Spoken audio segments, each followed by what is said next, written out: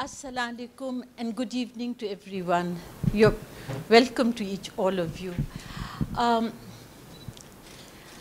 Multan is known by 4 adjectives: Garmi, Gard, Gor and Gadagar, which means in English for graveyards, for beggars, for heat and for dust. Similarly, Rawalpindi in the early part of last century was described as Zameen hamwar nahi, phal mazedar nahi, Mausam khushgawar nahi, logon par e'tabar nahi. This was the couplet which was which basically translated: the ground is not even, the fruit is not tasty, the weather is unreliable, it's not pleasant, and the weather is not pleasant, and the people are unreliable. Now, I know it is a bit steep because I'm an old Pindiite ever since partition, and there is Mubaraka sitting with her brother here who also, they go back to when partition came into, Pakistan came into being, we knew each other. So with the endless invasions which have come into this subcontinent through the northwest. All right. So I will first begin. The way I've divided the talk is that I'll first talk briefly about the history of this region, and then focus in on to the city of Rawalpindi with pictures, photographs which I've taken over some last few years. And some are photographs of my paintings. So wherever the photograph becomes a painting, it is of a particular area. Now, this is just a building in the city. Could we have the next, please? So, talking about the history of Rawalpindi, we are talking of this area. And this region actually goes back in history 500,000 years to the Paleolithic age, where in the Son Valley they have found implements of stone left behind by the people who inhabited the Son Valley. Now, I will begin today from 1400 BC, when Rawalpindi was inhabited by 2 tribes. One were the Aryas and the other were the Takas. And according to General Cunningham, the name of Taxila was taken from the Taka tribe that lived there. They lived around 1400 BC. 500 BC, this region was overrun by now it's Iran, but by the Persian Empire, and Porus's army stretched from the Punjab right down to the Sindh. And on Porus's tomb in Persepolis, it says that this part of his empire is the richest and the most cultivable in his empire. Now, during Porus's reign, there was tremendous trade between Taxila and this region and Persia.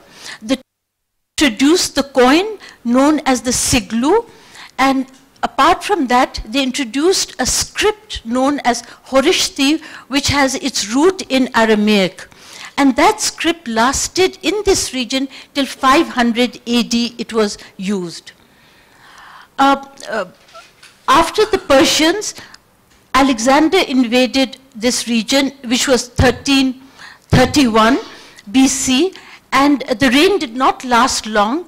317 BC, the Mauryan Empire, this area came under the Mauryan Empire. Ashoka, you may be familiar with the name, the edicts of Ashoka in Mansehra, and Ashoka was the emperor, and he embraced Buddhism as the religion of the state, and as a result, numerous monasteries and stupas were built in this area.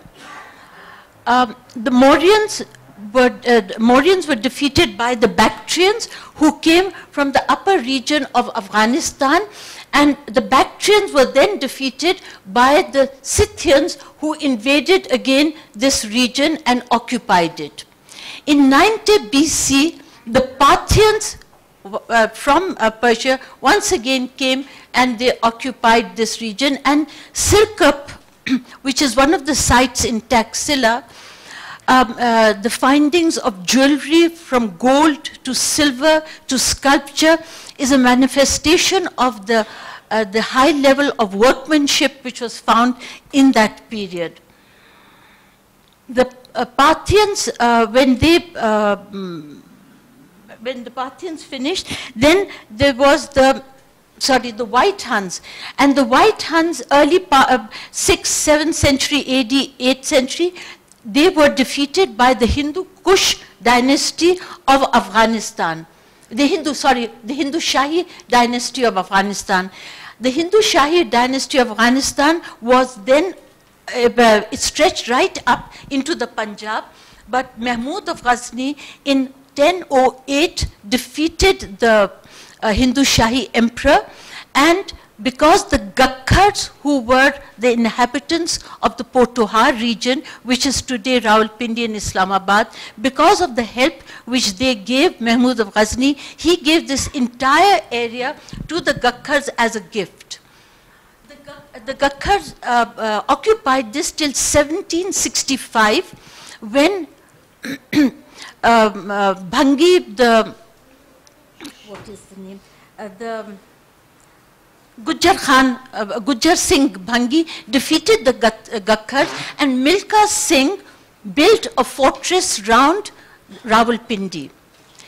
In 1849, the Sikhs were defeated. Chatar Singh laid down his arms, and from 1849, the British occupied this region. So before that, 1849 is the day to remember, because all the buildings which you will see will be from 1849 onwards, when it was decided that it would be made into a cantonment. And in 1851, when Lord Dalhousie visited this region, he then gave orders that it should be made into a permanent cantonment.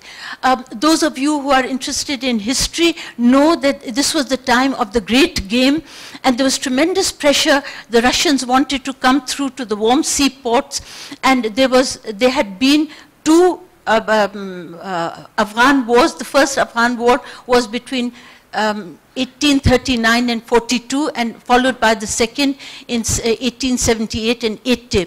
So there was the pressure of the Afghans there, and therefore the British at that time focused their entire efforts into Rawalpindi, and it became the largest cantonment in the northwest of the subcontinent. So from here I will then give you an update of the different things as we go along. Next, please. Now, when I was doing the study of this area, and I looked at Sirkap, just reading about Taxila, I found it was fascinating, because I suddenly found that Sirkap was very similar to Islamabad.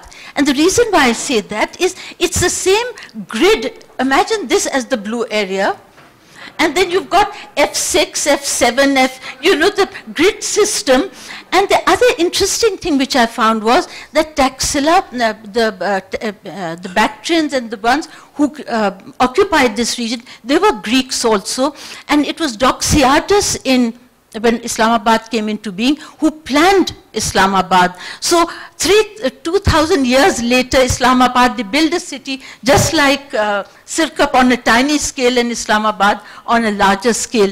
This is Sirkap, those of you who've been there, and that's the temple site. You normally drive in here and park your car. Next, please.